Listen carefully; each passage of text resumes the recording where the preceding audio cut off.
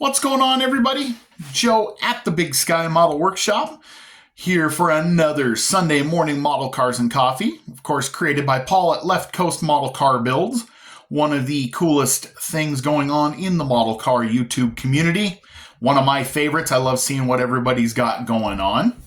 So, full disclosure, I am recording this on the night of the 10th. So this is the day before Veterans Day. So when you guys see this video, this car will already be in the hands of the person it was intended for. So this was not attached to a group build. I didn't really show any progress or anything on this because this is a surprise. So this car tomorrow is being given to my father-in-law.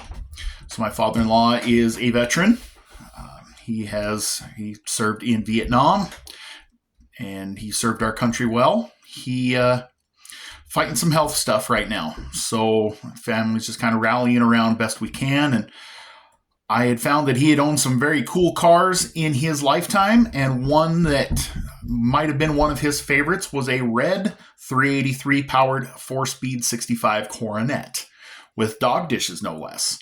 So knowing that Mobius had just created this kit and I just so happened to have one available to me, I jumped onto this right away to get this build together. So that's what I've been working on quietly for the last week. So paint is Tamiya TS49 bright red over gray primer. I just kind of wanted to mute it down just a little bit. The interior is done in Krylon Shortcuts red pepper over black primer. Little tip for you guys that aren't aware of that: if you lay down like a black primer on your interior stuff, especially if there's texture, and lightly mist your interior color coat over, you will pick up some depth. And so the lighting, I'm going to change the focus here.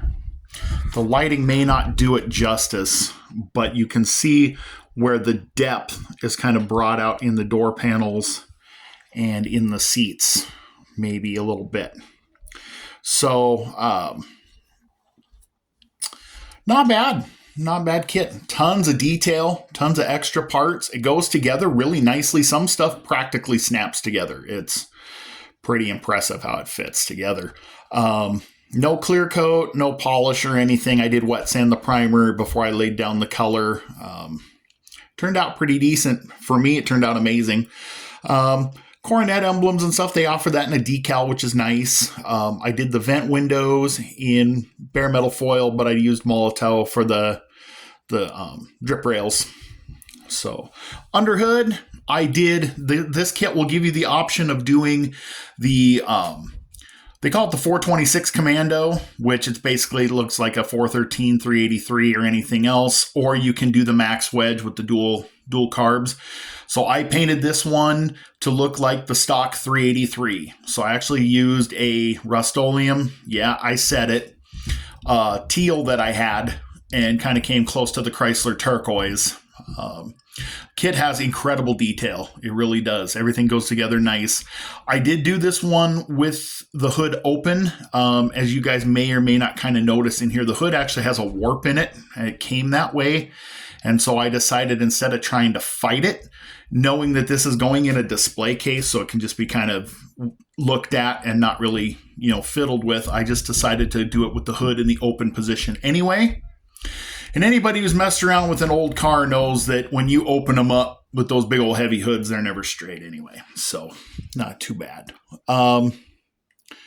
Came together pretty nice. Like I said, you get a couple of wheel options in the kit. You get some tire options. You get some engine options.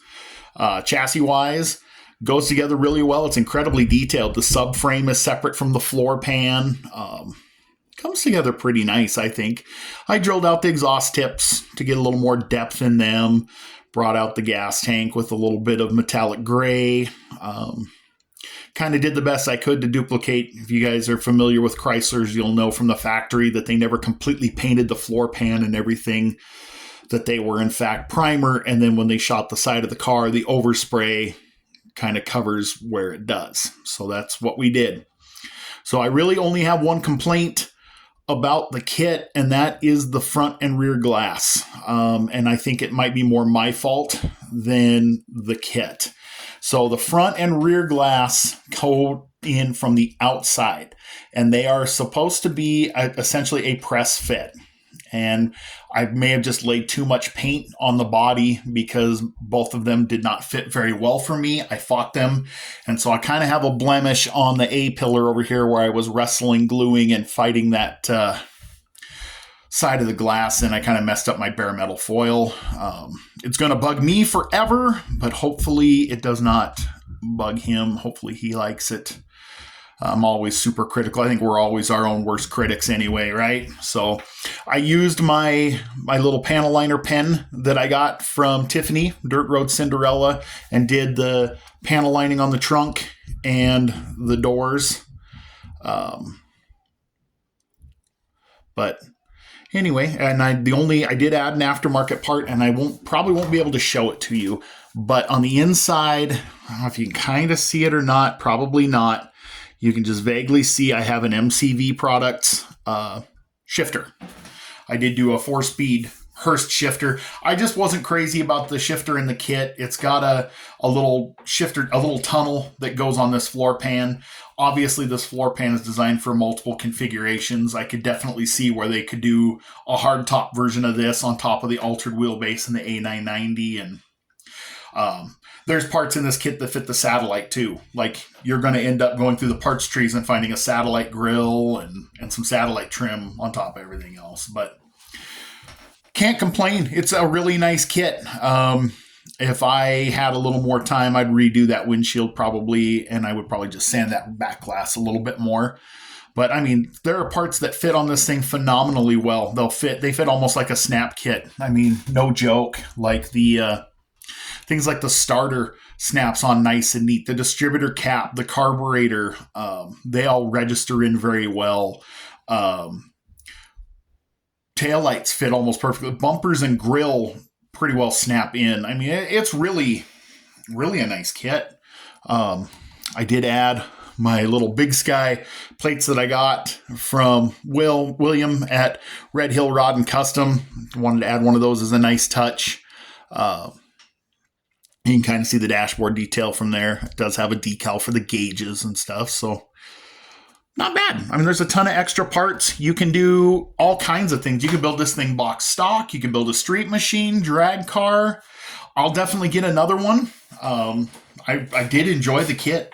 Definitely wouldn't be something I would call a 48-hour build because there's so much detail you could pick out of this thing.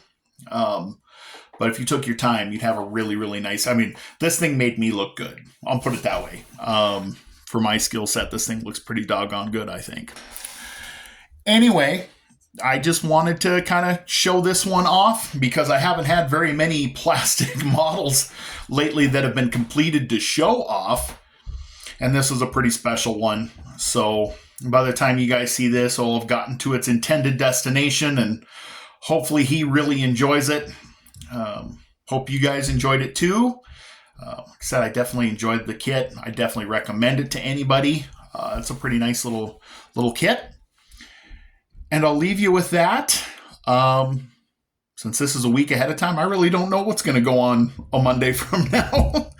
But I do know this. I hope you guys had a great week. I hope you have a great upcoming week. God bless you. God bless all our veterans. And catch you on the next one.